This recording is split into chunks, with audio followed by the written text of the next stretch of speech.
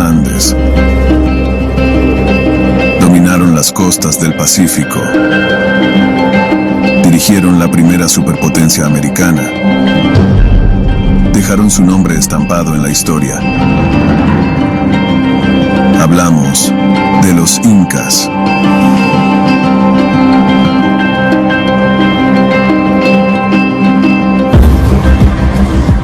Desde su capital, Cusco, en las montañas en el sur de Perú, en poco más de 100 años entre los siglos XV y XVI, conquistaron un amplio territorio que se extendía desde Ecuador hasta Chile. En su apogeo, este imperio, el mayor que jamás haya existido en esta región del mundo, contaba con al menos 10 millones de habitantes. Aún así, esta monumental civilización aparentemente no dejó registro escrito. Su historia fue relatada por sus enemigos, los conquistadores españoles. Tras la brutal derrota del Imperio Inca en 1532, los españoles redactaron informes ricamente ilustrados conocidos como crónicas. Posteriormente, durante los siglos XIX y XX, estos documentos, la única fuente histórica existente, se utilizaron como material de referencia para toda investigación arqueológica emprendida en relación con los incas. Pero los descubrimientos de los últimos 15 años, debidos principalmente a los avances técnicos, han hecho tambalear las bases de ciertas teorías derivadas de estos relatos.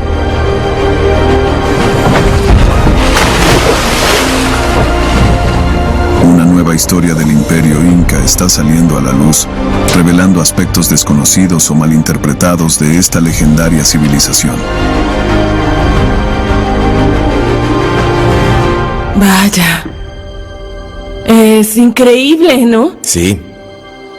Siempre decimos que la civilización inca fue la única que prosperó sin escritura, pero ¿saben qué? Tal vez haya que cambiar eso. Muchos piensan que, con la llegada de los españoles, el Imperio Inca desapareció. Sin embargo, ahora sabemos que, luego de eso, se replegaron a una zona remota de los Andes y siguieron resistiendo la conquista española. Los incas consiguieron resistir simbólicamente, llevando a cabo enormes ceremonias de abandono. Hablo de acontecimientos espectaculares. Sin embargo, nada de eso se menciona en los relatos de los conquistadores, pero gracias a nuestras investigaciones estamos logrando reescribir una versión más completa y ojalá más exacta de la historia.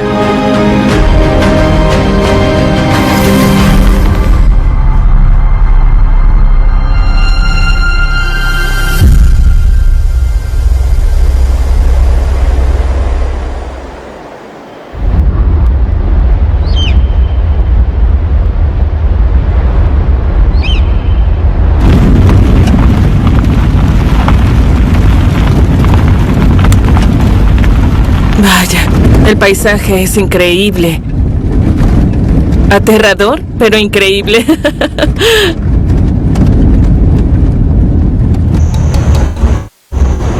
No hay cómo acostumbrarse al aspecto vertiginoso de los Andes, incluso después de años de explorar la cordillera, como lo ha hecho Sabine Jailand. La antropóloga se dirige a una reunión en Tupicocha, un pueblo enclavado en uno de los valles más aislados del Perú. Nunca he estado en el pueblo. Como puede verse, es muy difícil el acceso. El paisaje es precioso, pero escarpado. Y ha mantenido a este pueblo aislado, por lo que tiene tradiciones que no se han visto afectadas por el mundo moderno. Tupicocha, Perú. Altitud 3.400 metros.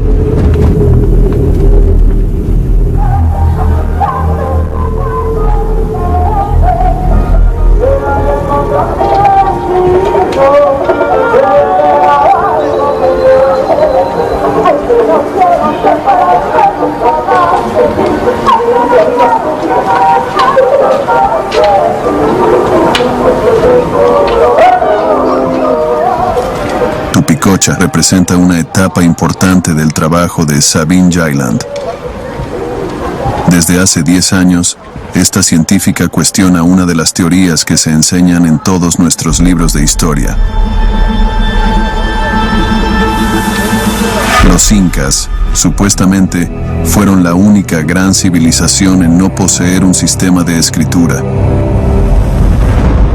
Pero si eso fuera cierto, ¿cómo lograron administrar tan vastos dominios? El imperio más rico y extenso que jamás haya existido en América. Eso es lo que Sabine Gilland busca comprender, porque hay algo que llama su atención. Los mismos incas que, siempre se ha dicho, nunca dominaron el arte de la escritura, parecen haber inventado un sistema de registro de información, números, dentro de unos particulares y complejos objetos compuestos por cuerdas y nudos, llamados quipus. Varios cientos de ellos todavía sobreviven diseminados por los Andes. Los que están en Tupicocha han sido celosamente preservados por representantes del linaje más antiguo de la comunidad, y Sabine obtuvo autorización para examinarlos. Les quiero agradecer a todos por estar aquí con sus quipus. Soy antropóloga y profesora de antropología en una universidad del Reino Unido. Estar aquí en Tupicocha es un sueño para mí y se los agradezco de todo corazón. En verdad, gracias. Soy el presidente de la comunidad. Mi nombre es Julián Jaime Medina Alberto. Para nosotros es un honor que usted haya venido a conocer lo que es un símbolo ancestral, nuestros quipus.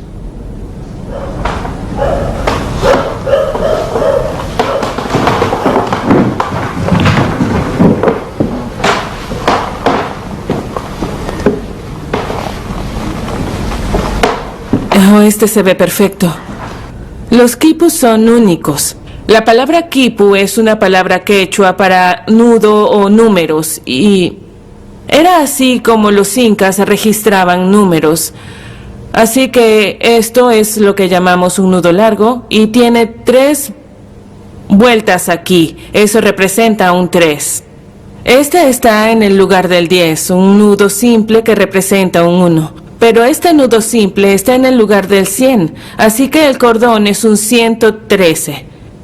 Esto significa probablemente que el cordón representa una obligación para alguien, tener que hacer 113 de algo. ¿Qué podría ser?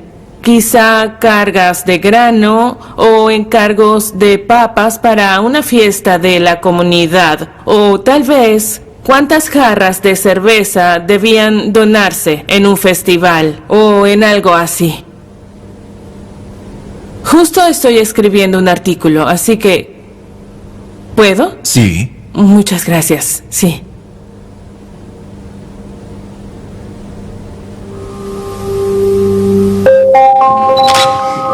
Desde mediados del siglo XX, todos los quipus estudiados por arqueólogos, más de 1000 en total, comparten las mismas características. Se creaban para registrar datos numéricos.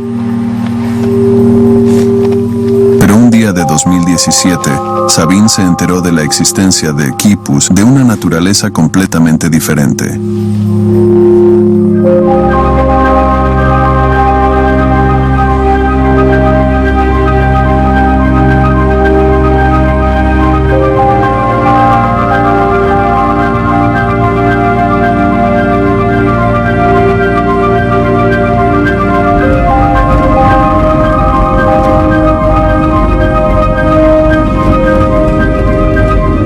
Recibí una llamada de una mujer que vivía en una pequeña aldea llamada San Juan de Collata y me pidió que fuera a ver sus quipus, así que por supuesto que fui.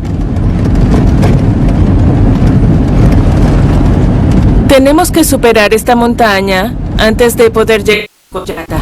Pero vaya camino, hay que ser un adicto a la adrenalina para hacer este trabajo. Sabine regresa al remoto pueblo para completar su análisis. Me emociona mucho poder volver a ver esos quipus. La última vez que intenté venir, tuvimos que dar media vuelta porque estaba lloviendo y la carretera se volvió demasiado peligrosa. Como puedes ver, es realmente difícil poder llegar hasta este lugar. Esperemos que podamos llegar hoy.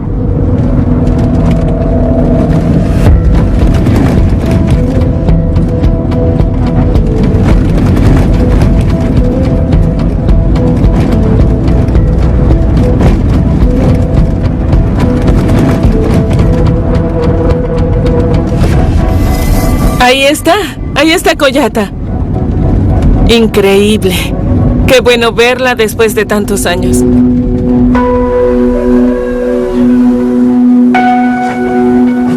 Cuando es recibida de vuelta para su investigación, los habitantes de San Juan de Koyata le conceden un gran favor. Porque sus quipus, que datan de la época de los incas, no deben salir nunca de su caja fuerte. Se consideran sagrados, a la vez un tesoro y una reliquia de la comunidad, aunque los propios aldeanos no sepan descifrarlos. ¿Dónde las ponemos? ¿Aquí? Sí. Es perfecto. Sabine solo puede estudiarlos en presencia del jefe de la comunidad. Vaya.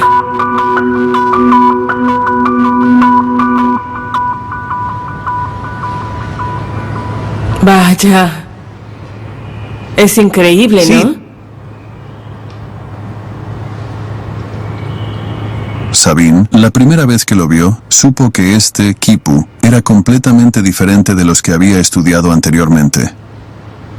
En primer lugar, no hay nudos. Pero más allá de eso, las cuerdas en sí son increíblemente complicadas. Cuando miré el quipu, lo miré con dos ancianos de la comunidad que indicaron que las fibras de cada cordón eran de diferentes animales. Esta de aquí, de colores, es de vicuña. ¿Bien? Este azul de aquí es de piel de llama teñida. También por aquí, este rojo bruñido, esto es de ciervo. En total, hay 6 animales diferentes representados en los cordones. Entonces, me di cuenta de que estaba viendo un quipu con una complejidad muy superior a todo lo que había visto antes. Y pensé, ¿qué son? Es realmente misterioso.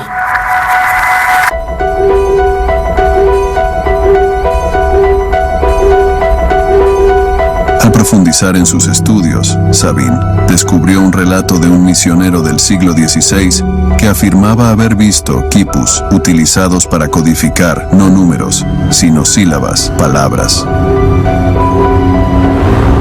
Dicho de otro modo, quipus que se habían utilizado para escribir contrariamente a lo que se creía en la época. Pensé, oh Dios mío, ¿podría ser un quipu silábico?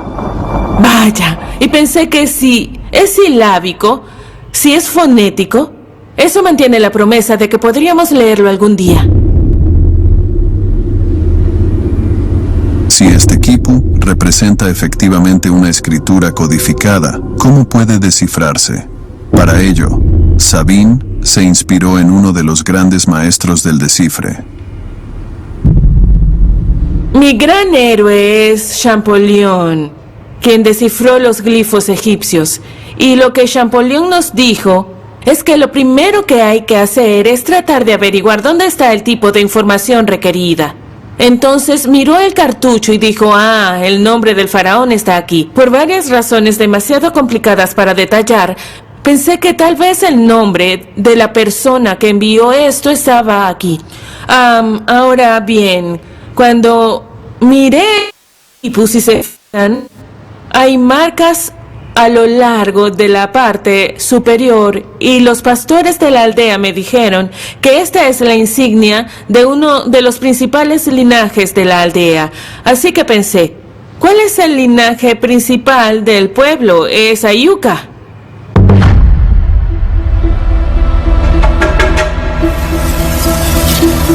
Para Sabine, Fue una revelación. Este nombre, Ayuca, era quizás la clave para descifrar este quipu, pero antes de ir más lejos, necesitaba contrastar informaciones.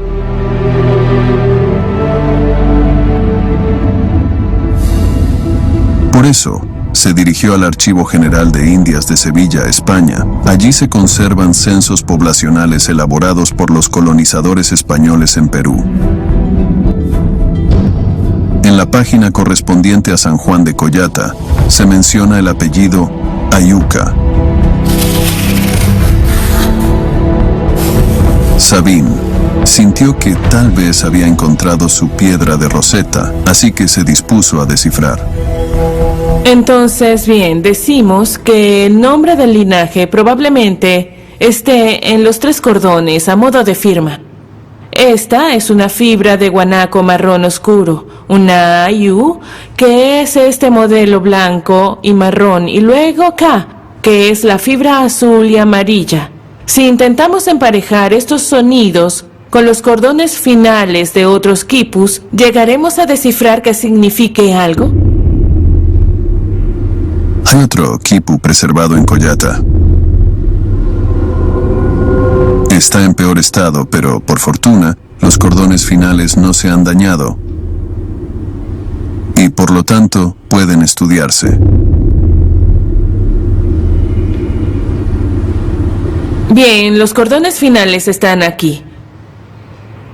Tenemos marrón oscuro, que es A, azul, que es K, y luego este de tono dorado. Un color que en quechua se llama par, por tanto, acapar. Para que el método de descifrado ideado por Sabín funcionara, era necesario que la palabra acapar correspondiera a un nombre. Volvió al archivo, con la esperanza de encontrar el nombre escrito también.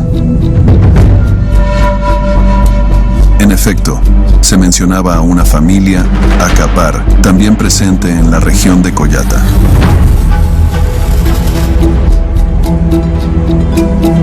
Cuando empecé a pensar que esto podría funcionar, cuando se me ocurrió este método, casi sentí miedo. Dije, oh Dios mío, no puede ser. ¿Cómo podría ser? Pero eso es lo que nos dicen los datos.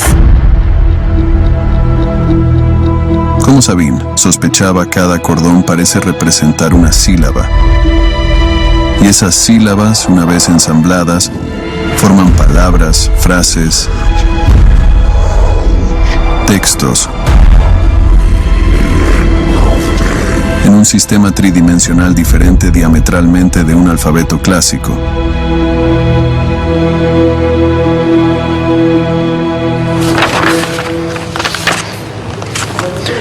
Para consolidar su revolucionaria teoría y demostrar que los incas sí utilizaban una forma de escritura, Sabín necesitaba más datos.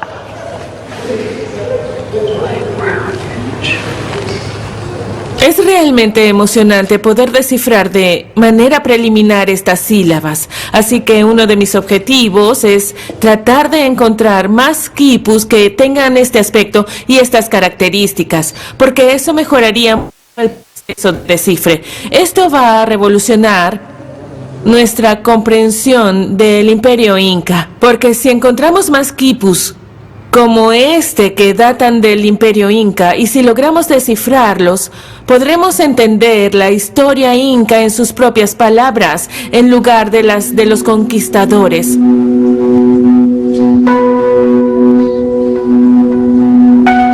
Y estoy dispuesta a ir a donde sea para encontrarlos. De verdad es el Santo Grial lo que busco.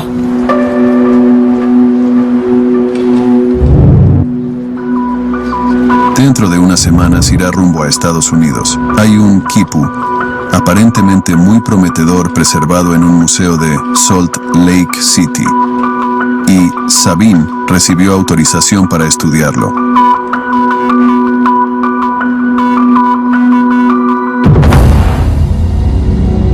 Si logra descifrar estos quipus en su totalidad, su trabajo realmente lo cambiará todo y podría alterar profundamente nuestra comprensión del mundo inca.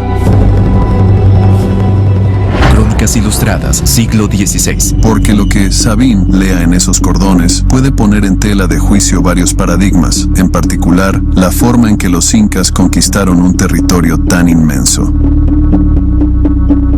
La historia relatada por los españoles dice que en 1438, el emperador Pachacútec, noveno de la dinastía inca, partió de la capital, Cusco, para conquistar los Andes. Después, sus sucesores continuarían aquella irresistible expansión.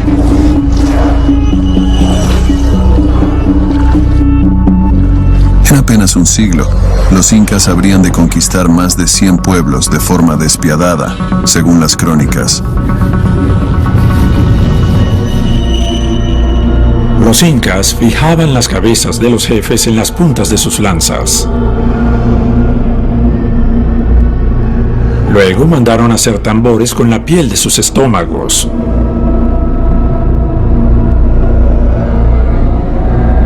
El emperador ordenó que las mujeres en cinta fueran abiertas en vida, y así se hizo.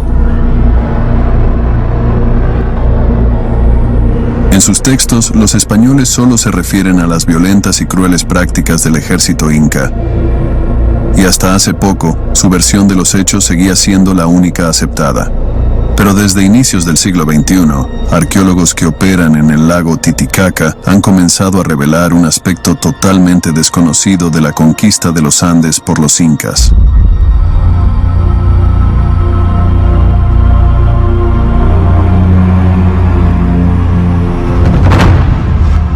Su mera existencia parece casi irreal. Este lago, inmenso como un mar, se encuentra a una altitud que se creía reservada solo para cumbres nevadas.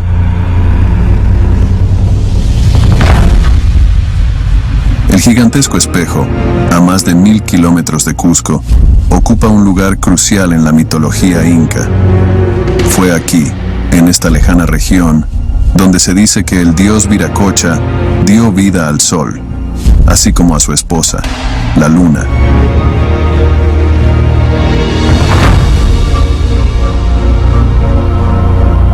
En el siglo XV, cuando el emperador Pachacútec, quien se consideraba descendiente directo del sol, partió a la conquista de los Andes, para él este lago representaba una prioridad absoluta.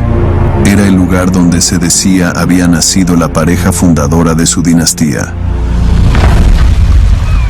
Se cree que a su llegada, los incas lograron una victoria espectacular, pero ¿cómo lograron imponer una autoridad tan duradera en una región tan aislada? ¿Acaso hubo otros factores además de una supremacía militar?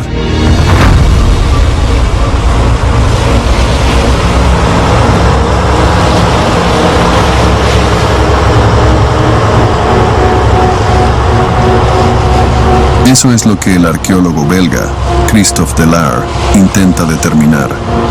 Desde hace 10 años dirige un vasto programa de investigación en el fondo del lago.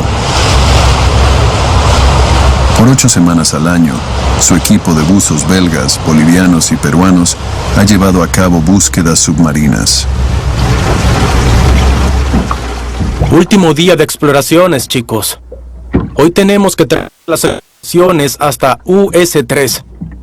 Anotaré aquí, hasta US3. En cuanto al otro sondeo, recuérdamelo, Mikhail. Estuvimos aquí, creo. Hay algo allí. Rocío, necesito que trabajes en esta zona y en esta zona. Muy bien. Y en esta. Bien, tratemos de empezar antes de las 11. No deberíamos perder tiempo. Si sientes mucho frío, sal a la superficie a los 55 minutos. No importa si no cumples la hora, ¿de acuerdo? De acuerdo. Muy bien, pónganse sus trajes. ¿Alguna pregunta? ¿Listo? Perfecto. Bien. Al agua en 15 minutos, chicos. Christophe Delare ha decidido revisar no las orillas, sino el lecho del lago. Ello porque el nivel del agua se ha elevado al menos 15 metros desde el siglo XV.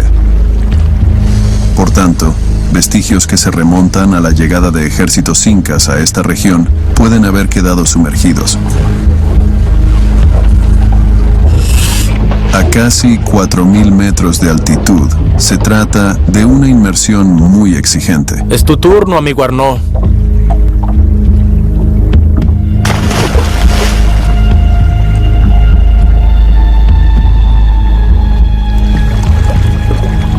La temperatura del agua es de apenas 6 grados.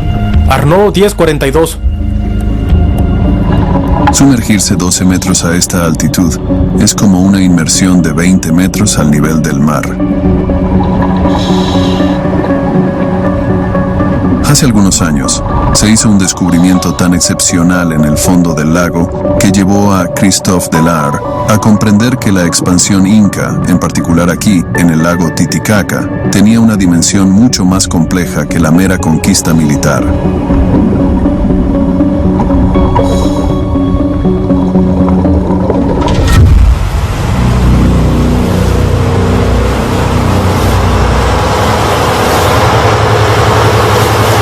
Volver al lugar donde se hizo el hallazgo requiere de un viaje en barco de 5 horas, hasta la otra orilla del lago.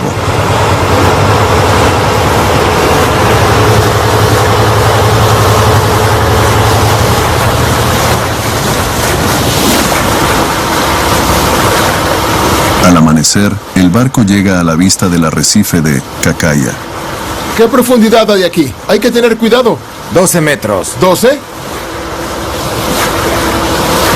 1, 2, 3, bien. Es el arrecife.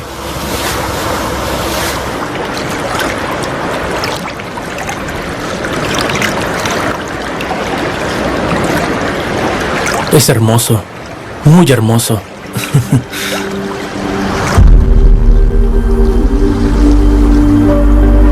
El arrecife sigue considerándose sagrado hoy en día. Es lo que en los Andes se conoce como una huaca. Al igual que lo hacen con montañas y ríos, los nativos creen que estas rocas están dotadas de vida interior, de un alma. Por ello, hay que efectuar un ritual antes de acercárseles.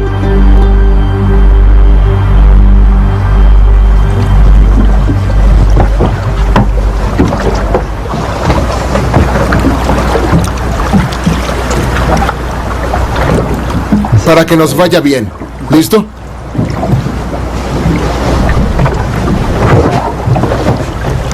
Estamos acompañando al experto, pero tenemos que hacer una ofrenda para que sepa que estamos aquí. Mientras estamos comiendo hojas de coca. Por aquí, en la cosmografía inca, hay lugares aislados como este, con un significado muy elevado. Así que encontrarlo no fue solo un golpe de suerte. Para reducir el número de zonas de búsqueda, nos limitamos a revisar arrecifes en los bajíos, totalmente aislados del cuerpo principal del lago. Y hay varios, tantos que aún no los hemos explorado todos, pero ya esto lo estudiamos en el 2014. Estos arrecifes fueron avistados por primera vez por uno de los colaboradores de Christophe Delarre, el arqueólogo boliviano Marcial Medina. Nos dimos cuenta de que el lugar seguía siendo muy respetado por los lugareños, por eso nos dijimos que teníamos que venir aquí. ¿Y por qué no? Tenía que haber algo especial aquí, así que nos echamos agua.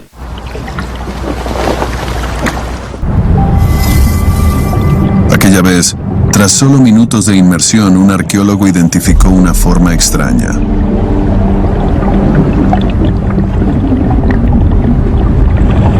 Al pie del arrecife, donde hay mucha vegetación, había un cofre de piedra, como si nada. No se había movido en 500 años. El buzo no pudo esperar hasta el final de la inmersión. Enseguida dijo: Christophe, creo que hallé algo. Yo quería verificar. Tenía que bucear y asegurarme de que no era solo una piedra con arañazos circulares. E inmediatamente lo confirmé. Lo reconocí como un cofre de piedra.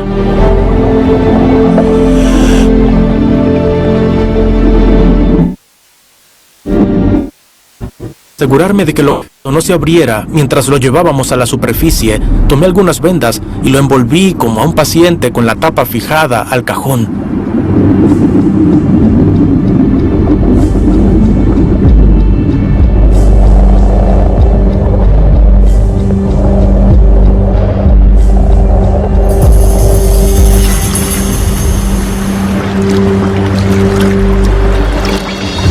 Cuando llegamos a la superficie con él, todos estaban esperando. ¿Es el cofre? Sí, nada mal. ¡Ya, bravo! Fue una de las pocas veces en las que todos aplaudimos. Eso nunca ocurre. Y aunque forma parte del día a día de un arqueólogo, En esta ocasión, había realmente una fuerte carga emocional.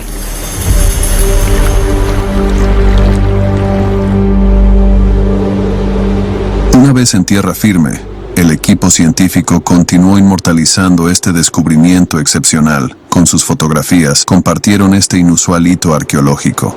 Christophe Delar estaba seguro de que se trataba de un cofre de piedra inca por su estilo característico. Pero, ¿qué podía contener? Así que pidió permiso para instalar un laboratorio de campo en el ayuntamiento local para intentar abrirlo. ¿Empezamos? ¿Todo en orden? Sí, todo. ¿Me oyes? Casi. Bueno, listas las cámaras. Sí. Oh, diablos, hay un problema. A primera vista, cuando lo abrimos, en realidad no se veía nada. Todo estaba cubierto de sedimento, lleno de tierra. Hicimos un poco de limpieza arqueológica, raspando cuidadosamente la superficie interior de la caja de piedra, centímetro a centímetro. Y al final, bajo el último par de centímetros de sedimento, de repente vimos algo que brillaba. Fuimos destapándolo progresivamente, y cuando la cavidad quedó limpia, nos dimos cuenta de que en el fondo había un pequeño rollo de oro, junto a una estatuilla hecha de espondilus, de color naranja.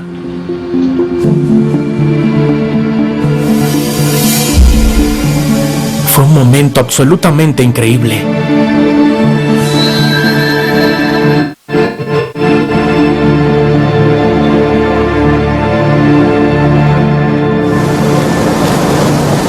Nueve años más tarde, las miniaturas siguen resguardadas en el mismo lugar. Hola a todos. ¿Podemos entrar? Amigos, ¿cómo están? Mil disculpas por llegar un poco tarde. ¿Podrán estos objetos permitirnos comprender mejor lo que en realidad ocurrió cuando los incas llegaron a la región hace 600 años? Buenos días. En todo caso, eso es lo que sospecha Christophe Delar. Entre los aldeanos, estas miniaturas hoy se consideran objetos religiosos.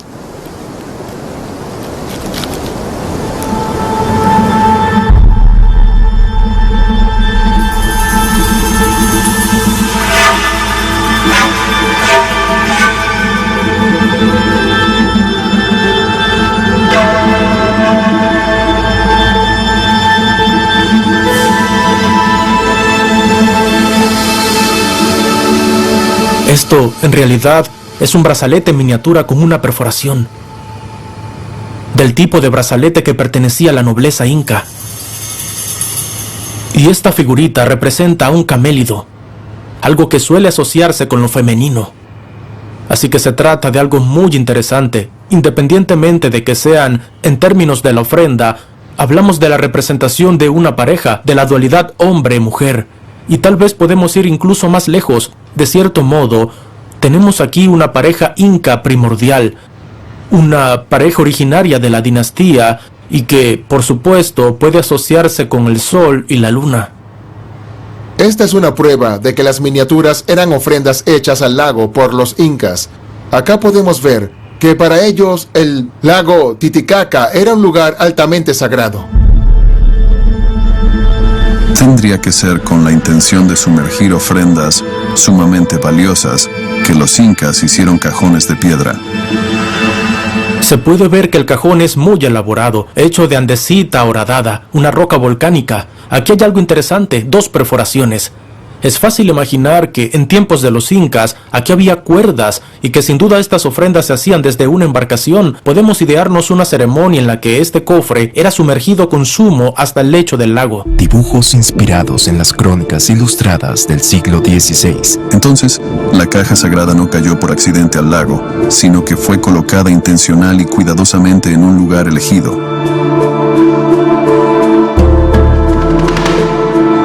Y según Christophe Delar, no se trata de un caso aislado. Recientemente, profundizando en su investigación, ha descubierto que una treintena de cajones similares, también contenedores de miniaturas, han sido hallados en el lago en los últimos 50 años.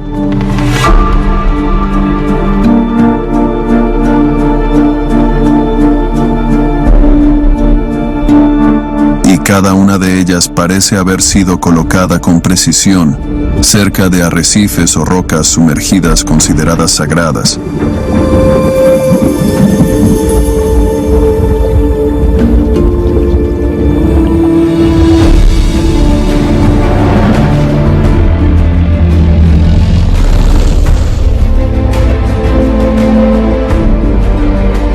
¿Pero para qué? ¿Por qué los ejércitos del emperador Pachacútec se habrían molestado en practicar rituales tan elaborados alrededor del lago? ¿Qué explicación puede haber? ¿Qué pretendían los incas con ello?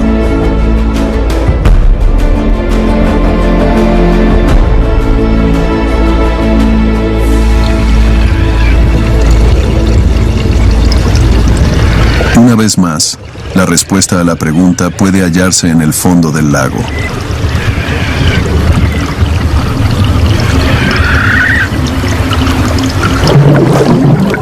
Buceador emergiendo.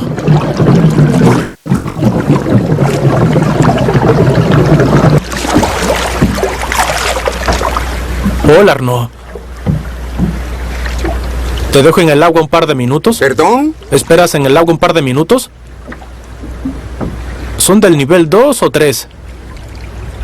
Seguimos en la interfaz US3. Hay un hueso de llama. Lo veo. Y piezas de cerámica. Una vértebra de llama. Esta es cerámica de Tiwanaku. Con lo de Tiwanaku suele haber iconografía.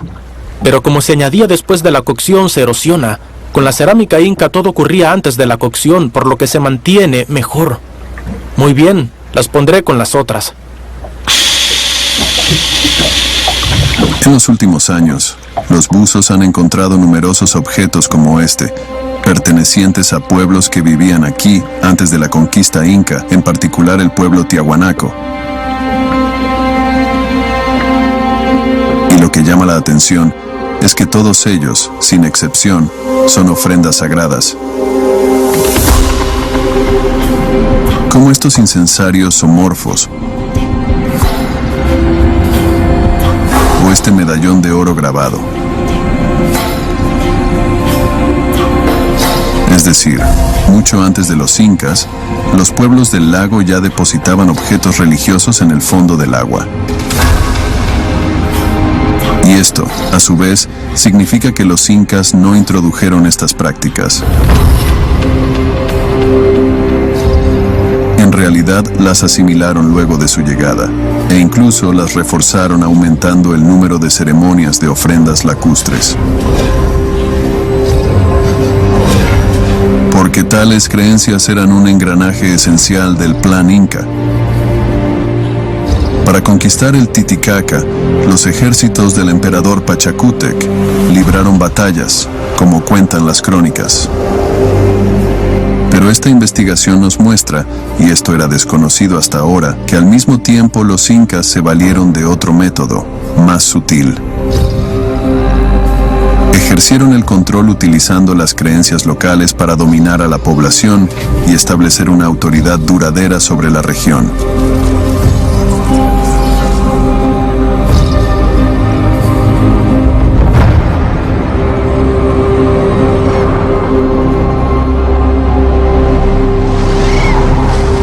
En cualquier caso, estas son las conclusiones de Christophe Delarre.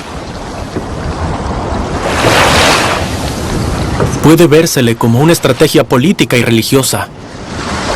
Lo que hizo que la expansión tuviera éxito fue que no obligaron a la población a cambiar de dios, ni siquiera de costumbres, solo tomaron esos dioses y los incorporaron a su propio panteón.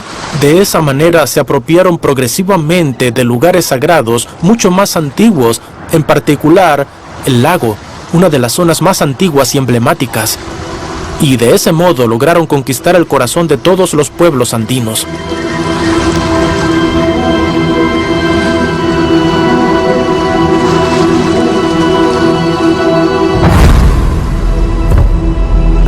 modo que habría sido mediante una estrategia de apropiación cultural e invirtiendo lo que ya eran lugares sagrados, como los incas, consiguieron someter estas regiones periféricas al control de su capital, Cusco.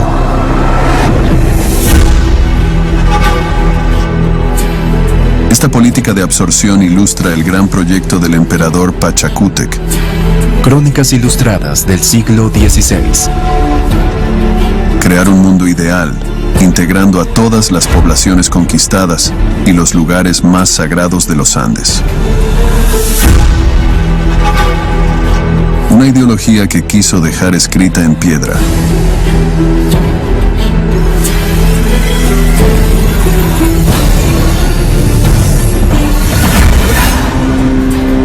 Y eso es lo que revelan las nuevas investigaciones en Machu Picchu.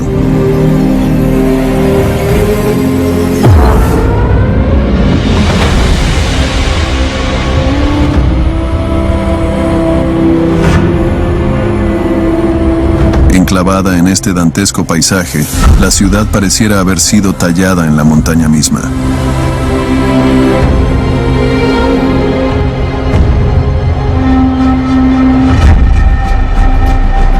Los conquistadores nunca llegaron aquí arriba y por consiguiente nunca escribieron sobre ella. ¿Cuál era el propósito de esta fascinante ciudad? Desde su descubrimiento en 1911, a menudo ha sido descrita como una especie de retiro palaciego que albergaba a unas 750 personas. Al parecer, Pachacútec la mandó construir a mediados del siglo XV para pasar aquí algunas semanas al año, lejos de la vida en la capital, Cusco, y de las intrigas de la corte. Pero hoy en día, dos investigadores han llegado mucho más lejos. Según ellos, el emperador Pachacútec hizo de esta ciudad la manifestación de su ideología civilizadora.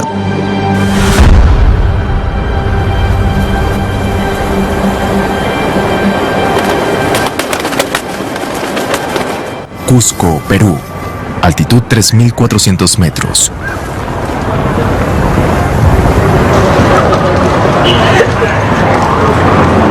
Esta convicción es fruto de largas investigaciones, dirigidas por la arqueóloga peruana Lucy Salazar. Desde el principio de su carrera, ha intentado desentrañar los secretos de Machu Picchu. Hace algunos años, estudió estas piezas de cerámica, procedentes de tumbas incas, descubiertas en Machu Picchu a principios del siglo XX.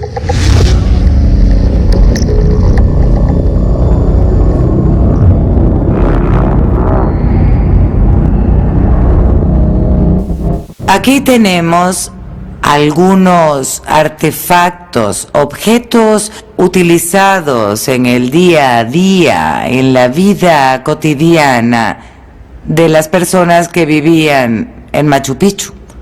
Por ejemplo, a la hora de la comida, ellos usaban estos pequeños platos. Mientras estudiaba los objetos, Lucy Salazar notó que todos eran de naturaleza muy modesta. Así que dedujo que los individuos enterrados con estos objetos seguramente pertenecían a las clases bajas al servicio del emperador Pachacútec.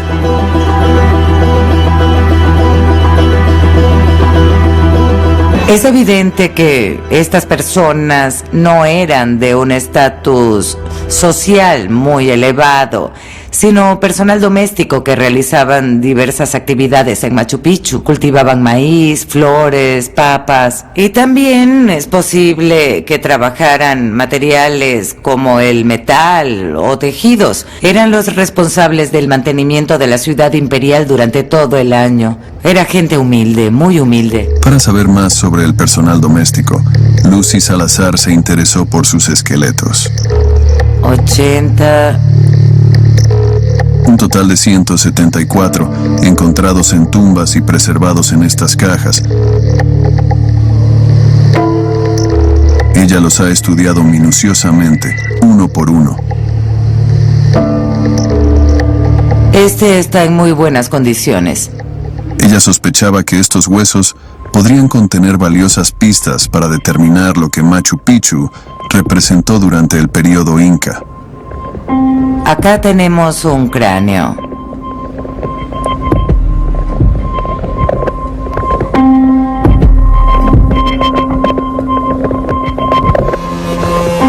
Es el cráneo de una mujer con cierta deformación, porque al nacer se usaron correas para fijar una placa y deformarlo de esa manera. Se pueden ver claramente las marcas de compresión que dejaron las correas, porque se mantuvieron allí hasta que la persona tuvo unos 7 años, ejerciendo presión.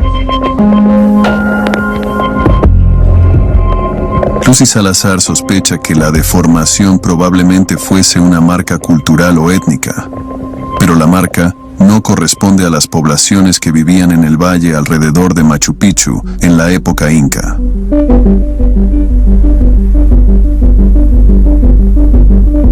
Entonces, ¿de dónde procedían esta mujer y las otras 173 empleadas domésticas encontradas en las tumbas? Eran de regiones más lejanas. Y, de ser así, ¿cuáles?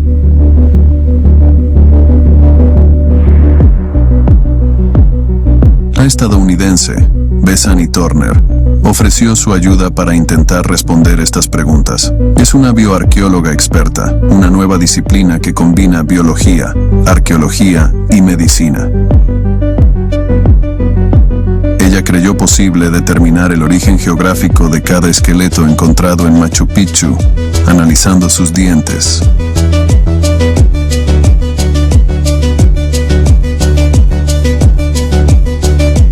Este esqueleto pareciera ser muy fragmentario y en algunos aspectos de sus huesos se han deteriorado.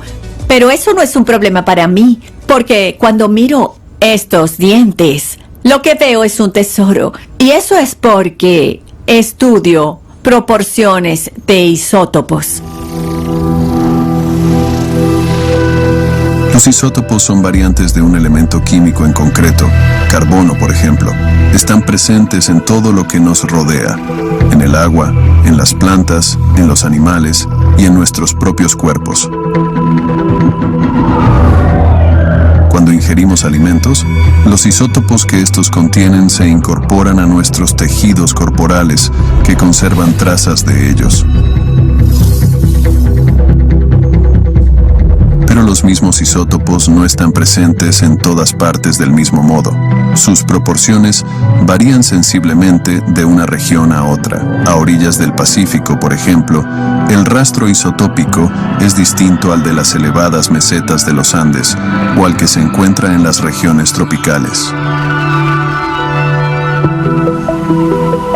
Por consiguiente, al identificar las firmas isotópicas grabadas en estos huesos, Bethany Turner pudo determinar en qué región había nacido cada uno de estos individuos. Cuando observamos el esmalte y la dentina dental, estos representan las proporciones metabolizadas en esas coronas dentales durante los primeros años de vida del individuo. De modo que la información en este diente me dice dónde vivía esta persona los primeros 3 años de su vida.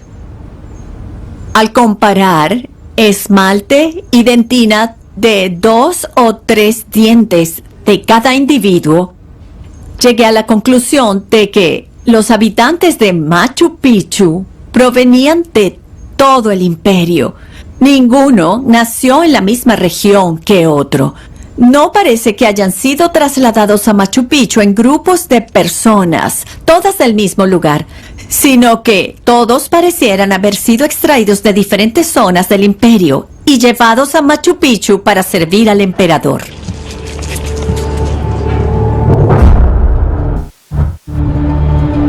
De acuerdo con las firmas isotópicas, estos sirvientes domésticos procedían sobre todo de las altas mesetas de los Andes, de la costa norte de Chile y de Ecuador. En otras palabras, de las regiones absorbidas por los incas.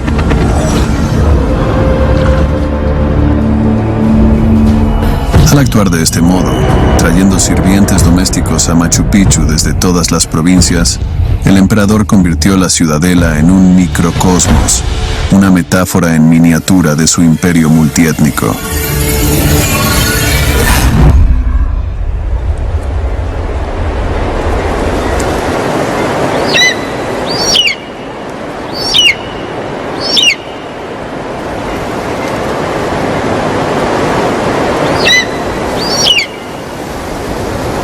Vaya, he estado aquí, diría, 7 u 8 veces, pero siempre es tan magnífico como la primera vez.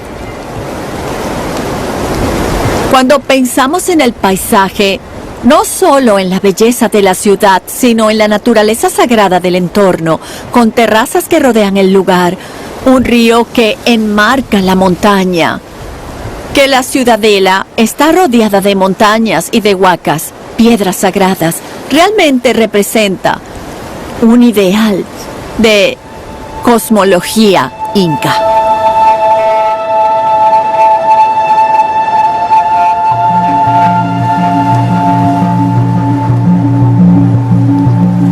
Un símbolo del prestigio del imperio, la ciudad habría de ser moderna y perfecta, una obra de arte total.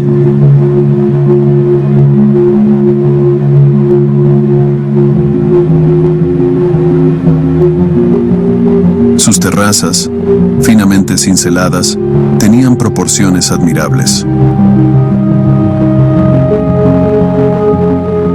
En cuanto al área urbana, estaba dotada de edificios de una calidad inigualable en todo el imperio. Todo aquí era pureza, armonía, equilibrio.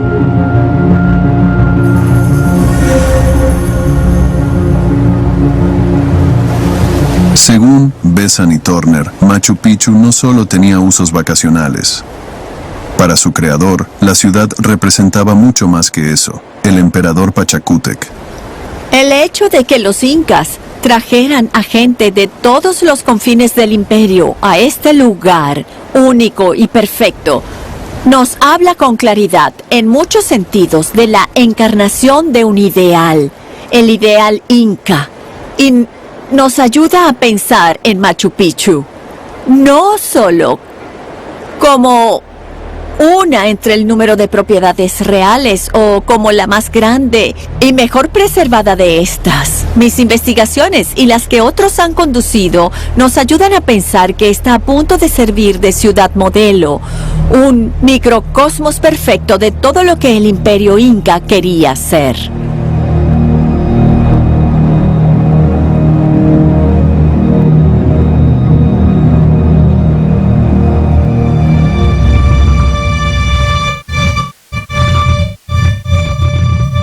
Gracias a todas las investigaciones llevadas a cabo en Machu Picchu y en el lago Titicaca, el verdadero rostro de los incas por fin sale a la luz. Claramente, fue gracias a su pericia en símbolos y creencias que fueron capaces, en solo unas décadas entre los siglos XV y XVI, de convertir un centenar de pueblos dispersos en un poderoso y amplio imperio.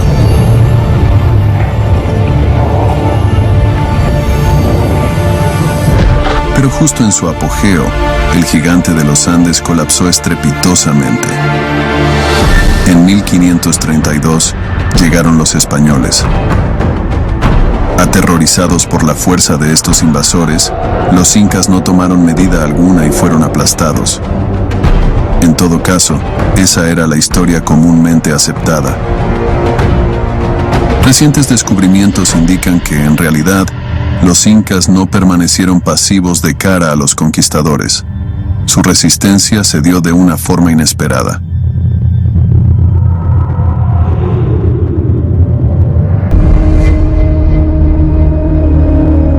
Sitio arqueológico de Pachacamac, Perú. Esto es lo que el arqueólogo belga Peter Eekhout quiere demostrar en la costa del Pacífico, no lejos de Lima. Cada verano, durante los últimos 30 años, ha hecho excavaciones en un yacimiento llamado Pachacamac.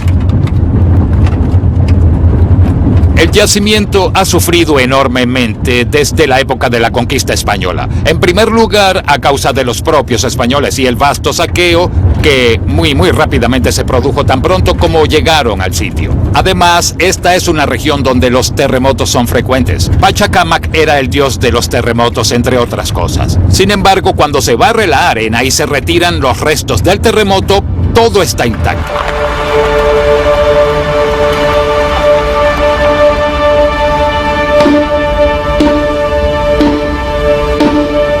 Durante el periodo Inca, entre los siglos XV y XVI, este fue uno de los destinos de peregrinación más importantes del imperio. Así como hoy ocurre en Lourdes, Francia, los creyentes acudían aquí soñando con una curación milagrosa. Los que aquí morían eran momificados y enterrados en este recinto sagrado de más de 600 hectáreas.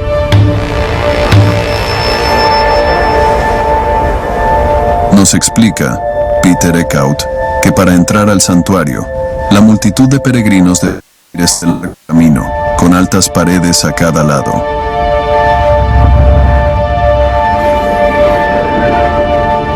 Una vez dentro, para implorar el favor del dios Pachacamac, realizaban rituales, a menudo acompañados de valiosas ofrendas de oro o materiales preciosos.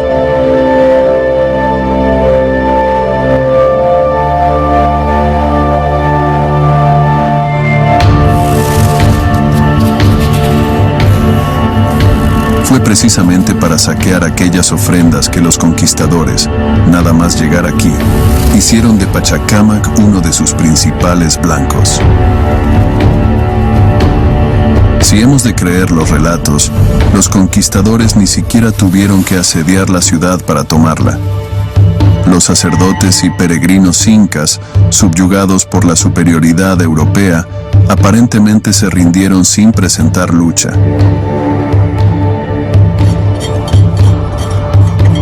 Sin embargo, las excavaciones en los últimos años sugieren un escenario muy diferente. Esto ya no es caja, ¿no? Esto es algo de... Hay un poquito de... En conjunto con el arqueólogo peruano Milton Luján, Eckhout se enfocó en el estudio de un templo construido por los incas dentro de un recinto rectangular de 1.600 metros cuadrados.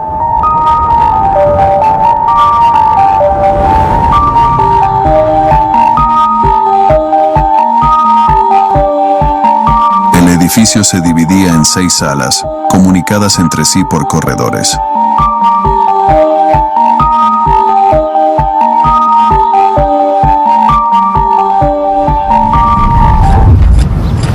Al inicio de las excavaciones, los arqueólogos estaban lejos de imaginar lo que iban a descubrir.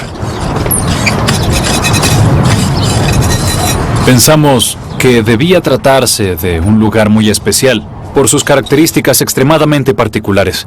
Entonces, Peter y yo dijimos empecemos a excavar y quizás nos llevemos una sorpresa, y así fue. Muy cerca del recinto, los arqueólogos descubrieron una gran cantidad de momias de creyentes enterradas cerca del dios Pachacamac.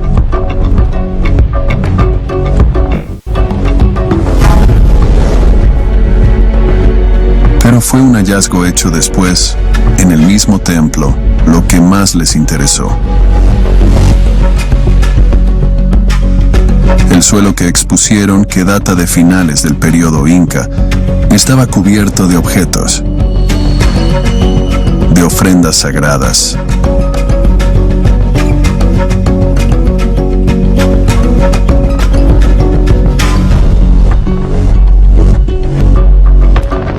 A medida que las recogía, Peter Eckhout se dio cuenta de que todas habían sido rotas, cortadas en pedazos, y los fragmentos yacían dispersos por el santuario.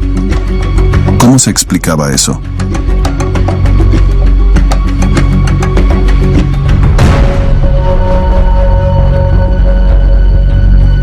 Desde entonces, las ha hecho restaurar en su centro de excavaciones en un intento por comprender qué ocurrió.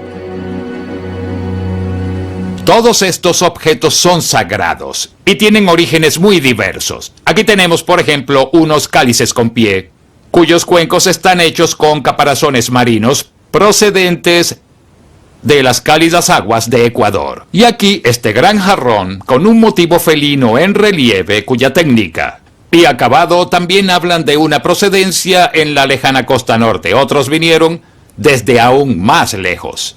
Este, por ejemplo, es un fragmento de un gran adorno, un tocado, decorado con plumas procedentes de la Amazonía. Esta variedad de orígenes da testimonio de las diferentes regiones de donde venían los peregrinos a Pachacámac en la época inca.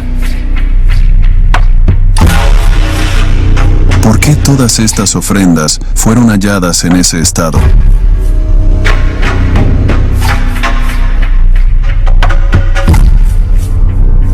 ¿Podrán haber sido destruidas por los españoles durante los saqueos?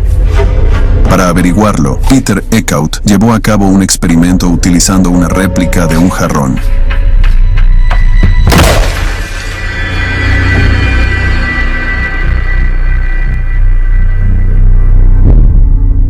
Es bastante elocuente porque se corresponde con lo que hallamos. Es decir, el punto de impacto está aquí. Justo así encontramos varias piezas de los jarrones, lo que demuestra que en efecto terminaron rotas allí mismo. Por otro lado, vemos que algunas están a 1 metro, 1,5 metros, 2 metros de distancia, totalmente distinto a lo que encontramos. Había fragmentos más allá de las habitaciones en las que se rompieron. Tomemos como ejemplo el jarrón con motivo felino.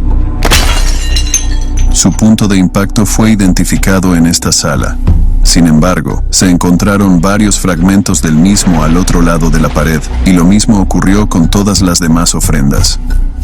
¿Qué se puede deducir de esto? Que efectivamente los jarrones se rompieron in situ. Luego se recogieron sus fragmentos y se diseminaron por distintas partes del templo, en una especie de ritual que obviamente desconocemos. Lo mismo sucedió, aunque el procedimiento en sí fuera diferente, con los objetos de plumas, tela, etc., cuyas partes fueron halladas esparcidas por el templo del mismo modo.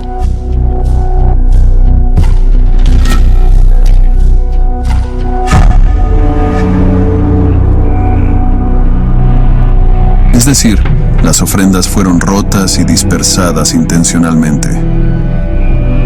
¿Qué pudo ocurrir en Pachacámac para que los incas destruyeran de forma ritualizada todos sus objetos sagrados?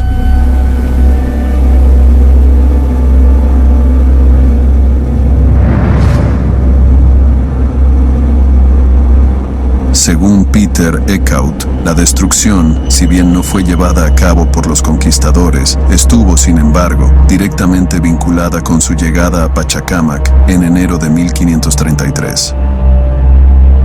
Tras penetrar el recinto sagrado, los españoles desataron el caos. Y en sus crónicas, esto no es ningún secreto. Torturamos a uno de sus sacerdotes, pero no nos dio información.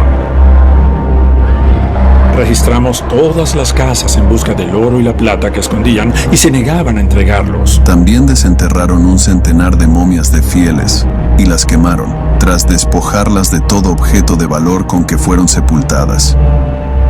De los santuarios, tumbas y momias, obtuvimos una gran cantidad de oro y plata.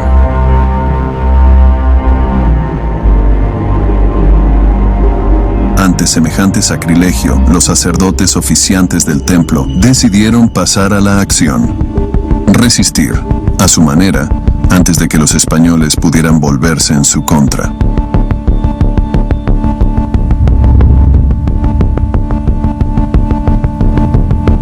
Hoy, tras años de investigación, esta es la hipótesis de Peter Eckhout. Lo real es un cierre voluntario del templo. En lugar de enfrentarse al sacrilegio máximo del saqueo, que además solía ir seguido de incendios y diversas otras formas de destrucción, los incas, los sacerdotes del templo, decidieron cerrarlo ellos mismos.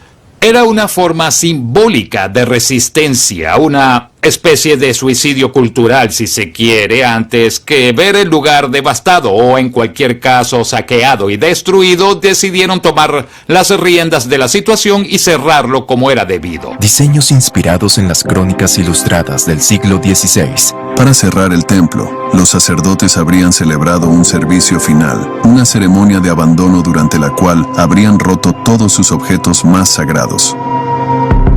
Después, los habrían distribuido por las diferentes salas, de acuerdo con un significativo ritual para ellos.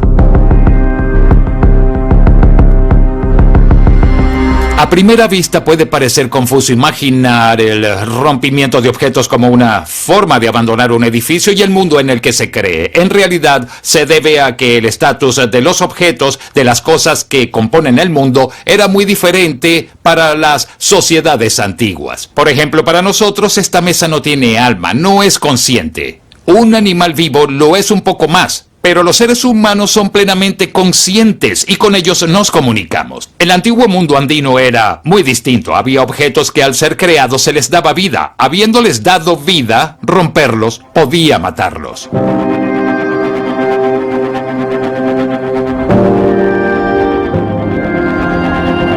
¿Llevar a cabo un ritual final para cerrar su mundo? Lejos de ser víctimas de una vergonzosa aniquilación aceptada, los sacerdotes de Pachacamac ofrecieron una resistencia moral, simbólica, fraguando su propia desaparición.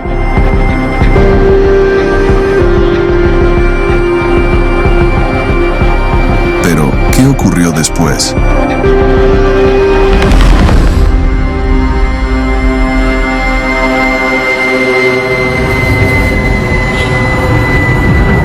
En 1533, los conquistadores continuaron su avance hacia la capital, Cusco, destruyendo todo a su paso.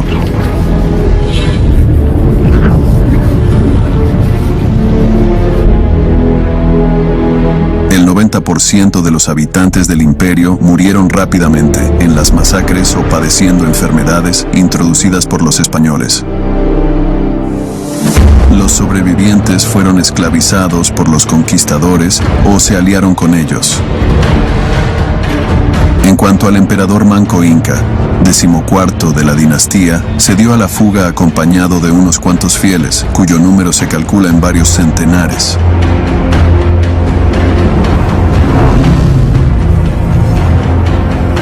Recientes investigaciones ponen de manifiesto que el emperador se refugió en la selva para organizar su resistencia. Desde una ciudad remota, llamada Vilcabamba, esperaba partir para reconquistar su imperio. Pero las crónicas no dan ninguna indicación sobre el paradero de la ciudad, que además fue borrada de la memoria popular. Entonces, ¿exactamente dónde estaba Vilcabamba, el último bastión de los incas?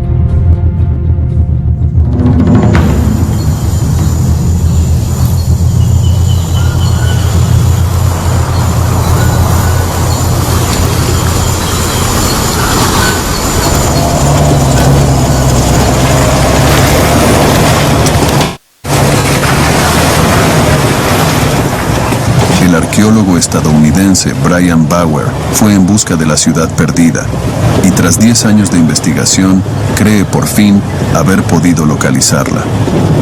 No hay puente hoy. Genial.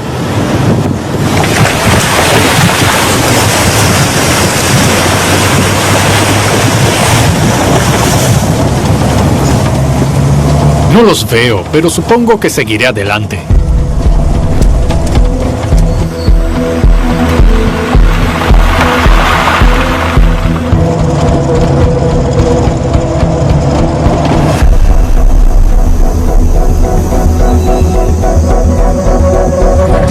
Tendremos que aguantar los vértigos otras 3 o 4 horas.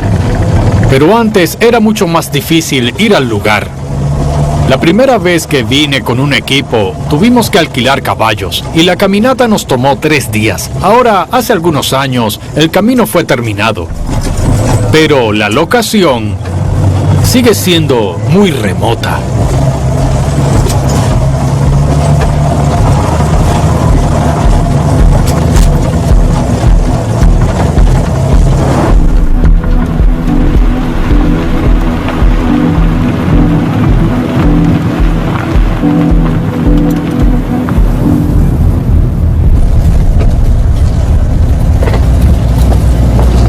10 años atrás, Brian Bauer se sumergió en los relatos de exploradores de principios del siglo XX que hablaban de vestigios existentes en las profundidades de este valle.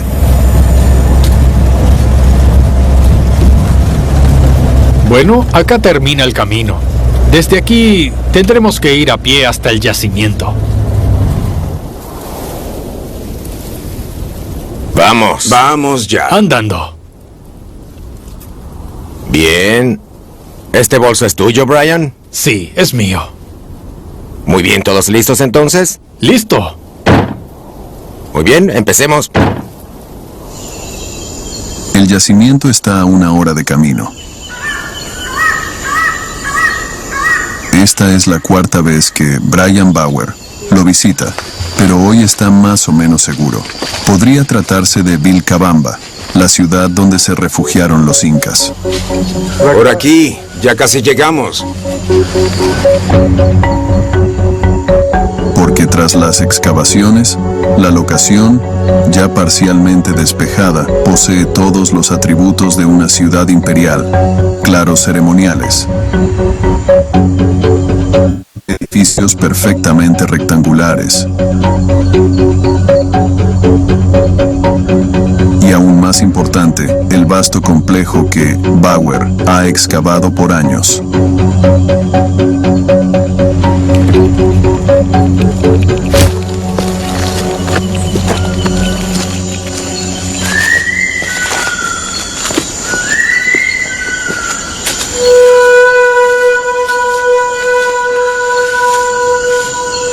El material hallado aquí es de una belleza y calidad excepcional. Es la razón por la que sabemos que este edificio se reservó para la élite y por la que creemos que, así como en cada ciudad del imperio había palacios y residencias, también había un templo del sol. Y en nuestra opinión, este es el templo del sol de aquí. Contaba con varias habitaciones, dentro de las cuales encontramos restos de producción de chicha, entre otros consumibles, por lo que asumimos que los trabajadores de la propiedad preparaban comidas en estas habitaciones. Y allá hay un pequeño patio al que habrían salido a brindar servicio a los dignatarios de visita. Según las dataciones, este templo estuvo ocupado desde mediados del siglo XVI.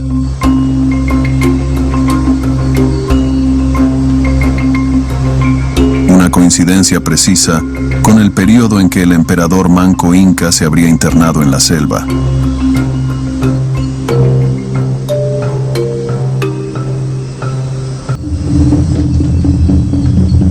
Entonces, ¿realmente se trata de Vilcabamba? Por el momento la ciudad solo ha sido parcialmente despejada.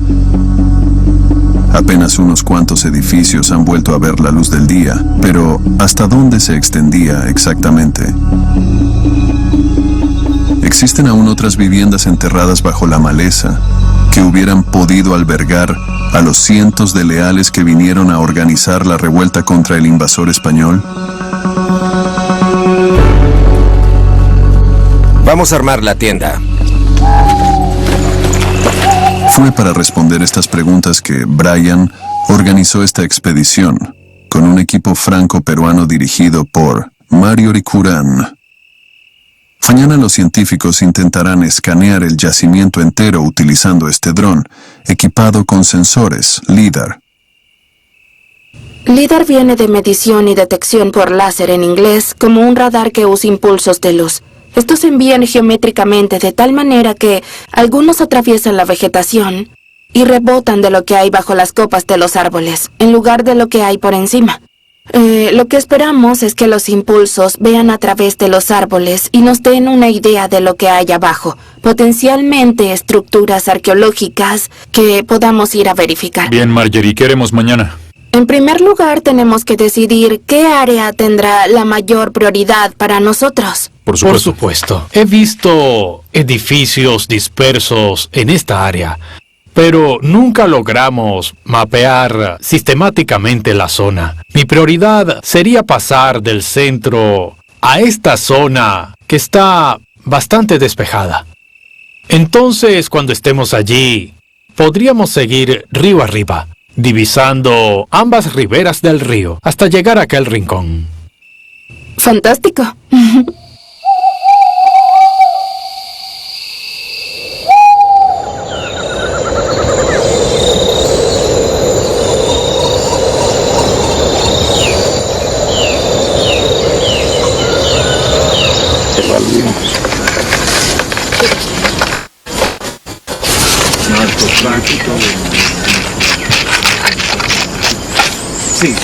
Así es la instalación del líder. La carga útil es de unos 4 kilos, lo que explica el tamaño del dron necesario para transportar este tipo de material. Es de alta tecnología y extremadamente precisa, una herramienta muy costosa, así que tomamos nuestro tiempo para preparar todo. Ya, estamos listos.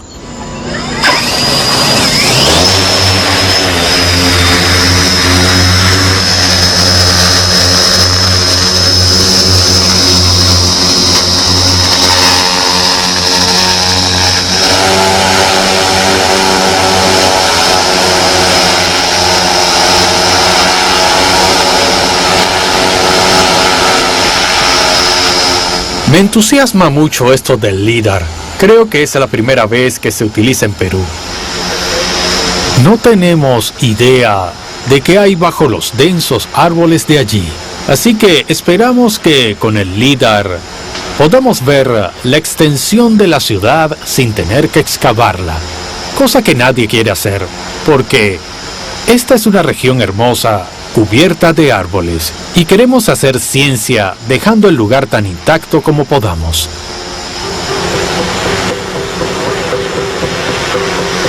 El LIDAR volará durante 6 horas.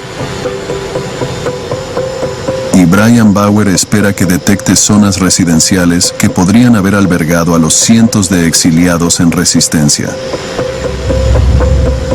Eso ayudaría a reforzar la teoría de que el yacimiento, en efecto, es Vilcabamba, el bastión desde el que la resistencia inca se organizó contra las hordas españolas.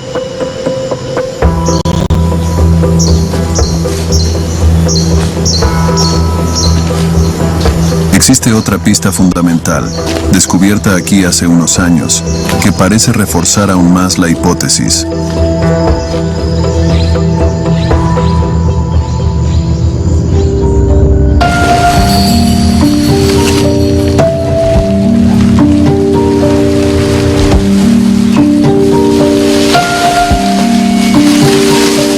Se trata de este jarrón, aquí filmado por primera vez. Fue hallado en el Templo del Sol.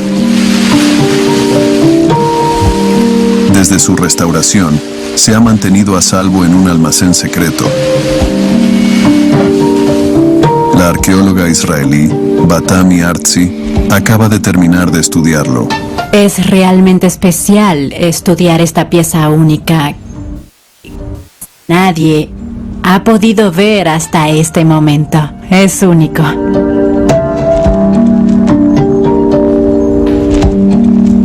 Es una pieza de cerámica inca reconstruida a partir de 55 fragmentos que fueron encontrados cerca de una de las puertas. Lo que muestra es una representación de una batalla entre los incas y los españoles. Hay un total de 4 españoles y también pueden verse numerosos guerreros incas de diferentes partes del imperio luchando contra los conquistadores. Tras meses de estudio, Batami Artzi consiguió identificar a los personajes y notó una extraordinaria recurrencia.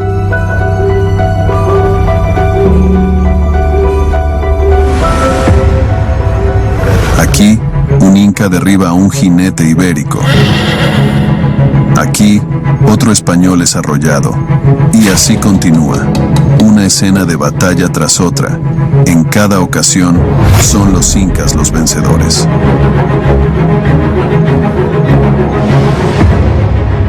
También hay que señalar que este español está situado bajo un arco iris, siendo el arco iris una representación para la sociedad andina de un cambio significativo. En los Andes se le conoce como Pachacuti. Es el fin de un ciclo y el inicio de una nueva era. Así que aquí lo que vemos es una representación del futuro. Un futuro que anuncia cambio. Un nuevo Pachacuti, favorable a los incas y que les permitirá vencer a los españoles. Quienes hicieron esta obra ya pensaban en darle vuelta a la situación y recuperar el poder.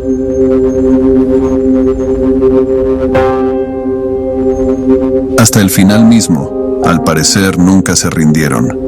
Guiados por un espíritu de resistencia, siguieron creyendo que la ciudad sería la base desde la que, un día, partirían para retomar su imperio.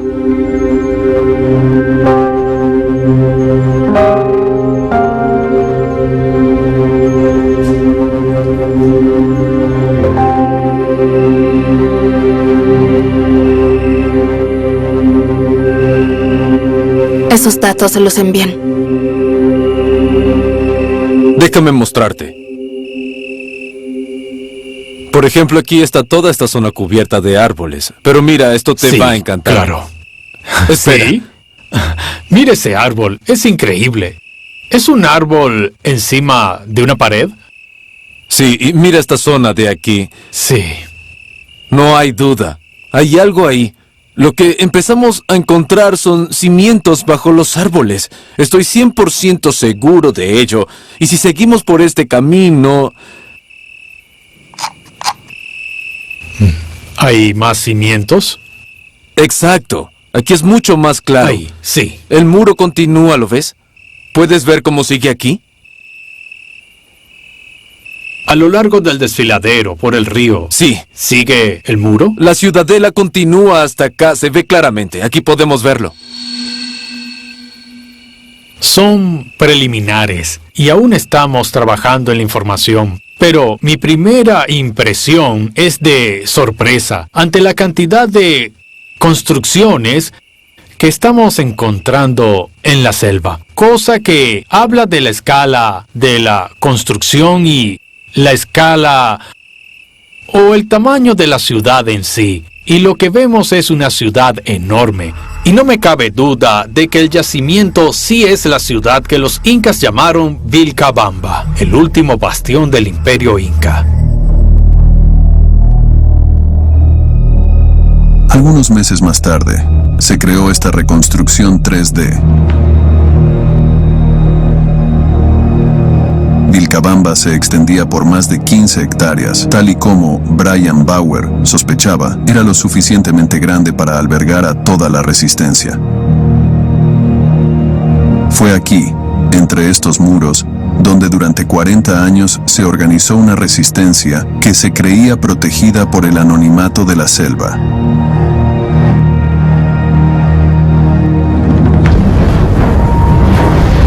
Pero en 1572, los españoles dirigieron un ataque. A pesar de su determinación, la resistencia fue vencida, y Vilcabamba fue reducida a cenizas.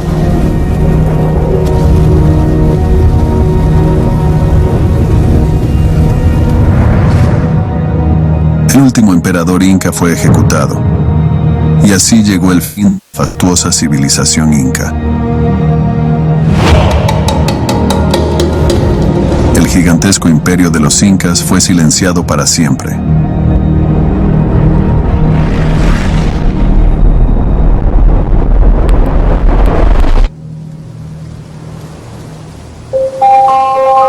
Salt Lake City, Estados Unidos. Pero 500 años después, quizás recupere su voz.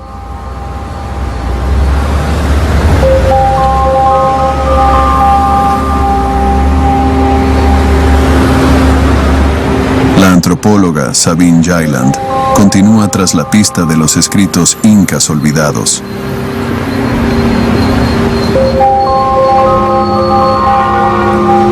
Sigue buscando un quipu, similar a los descubiertos en Perú, para validar su teoría sobre la posibilidad de que los incas crearan palabras a partir de estos objetos. Alguien me envió una foto de un quipu aquí, en Provo, y me asombró porque es exactamente igual a los quipus de Collata. Voy a verlo ahora mismo. He viajado mucho solo para este momento. El quipu que Sabine se dispone a evaluar fue llevado a Estados Unidos en la década de 1940.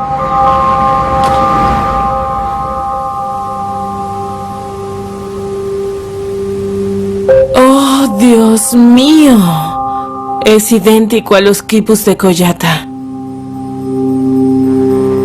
Este quipu procede de un valle en los Andes, 400 kilómetros al norte de Collata, el pueblo donde Sabine encontró los dos primeros. No tiene nudos, pero tiene los mismos colores: marrón oscuro, tonos de azul, una variedad de colores. Esto es increíble. Este no es un quipu numérico. Los quipus numéricos no se parecen en nada a esto. Estoy casi convencida de que este es otro quipu fonético muy similar a los de Collata. Y tenía la esperanza de que así fuera. Estoy un poco abrumada en este momento, la verdad, porque es la prueba que necesitaba. Cuando presenté por primera vez mi investigación sobre los quipus de Collata y lo que había descifrado, mucha gente dijo, bueno, tal vez solo es en ese pueblo, en el siglo XVIII, porque no hay prueba de que alguien más en los Andes los usara. Esto es emocionante porque es la prueba de que había más quipus además de los de Collata. Así pues, pareciera que durante el período inca realmente existía una forma de escritura común entre los diversos valles andinos, tal y como sospechaba Sabine Chailan. En adelante, habrá que separar minuciosamente los resultados, intentar descubrir qué sílaba se esconde detrás de cada cordón y finalmente poder leer estos quipus en su totalidad. Es curioso, con la historia de Champollion siempre oímos que tras conseguir la piedra de Rosetta vio las relaciones y las descifró, pero nadie recuerda que eso le tomó 18 años. No fue tarea sencilla.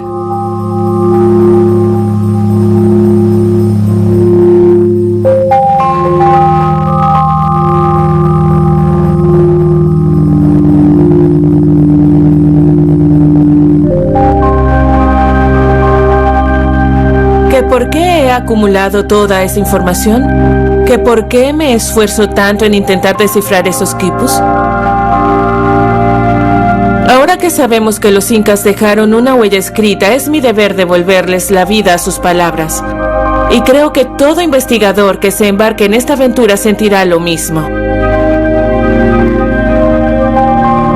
¿Qué se hace cuando se emprende el camino de la resistencia inca? ¿Qué haces cuando te sumerges en el Titicaca en busca de ofrendas olvidadas?